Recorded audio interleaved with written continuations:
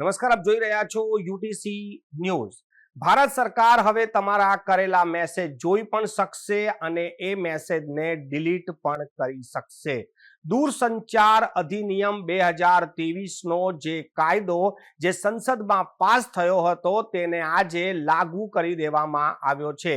ભારત સરકારે વર્ષ 2023માં દૂરસંચાર અધિનિયમ 2023નો કાયદો બનાવ્યો હતો। એટલે દૂરસંચારથી જે લગતી તમામ જે નિયમો છે તેમાં મોટા ભાગના નિયમોને બદલવામાં આવ્યા હતા।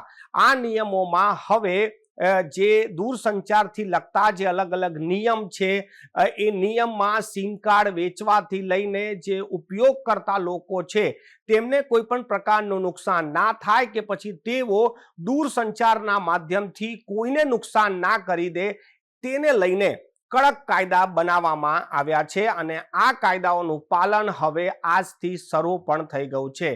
દૂરસંચાર અધિનિયમ કાનૂન 2023 જે પહેલા લોકસભામાં પાસ થયું, ત્યારબાદ એક જ દિવસમાં રાજ્યસભામાં પણ પાસ થઈ ગયું હતું અને હવે તેને નોટિફિકેશન જારી કરીને તેને લાગુ પણ કરી દેવામાં આવ્યો છે।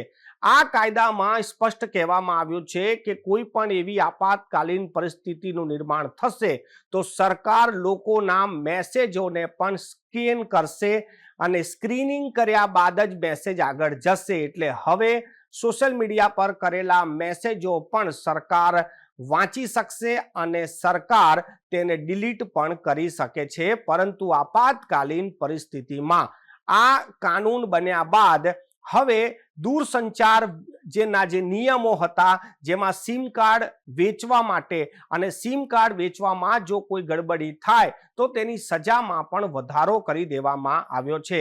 અલગ અલગ બદલાવ આ દૂરસંચાર અધિનિયમ 2023માં કરવામાં આવ્યા છે જેને હવે લાગુ કરી દેવામાં આવ્યો છે। પરંતુ આ કાયદો લાગુ કર્યા બાદ સૌથી વધારે જે વિરોધ થઈ રહ્યો છે તે આ જ વસ્તુનો થઈ રહ્યો છે કે સરકાર હવે તમારા મેસેજ પણ જોઈ શકશે, તેને વાંચી શકશે અને ડિલીટ પણ કરી શકશે જો સરકારને જરૂરી લાગશે। તો એવી કોઈ વિપરીત પરિસ્થિતિ કે આપાતકાલીન પરિસ્થિતિ હશે તો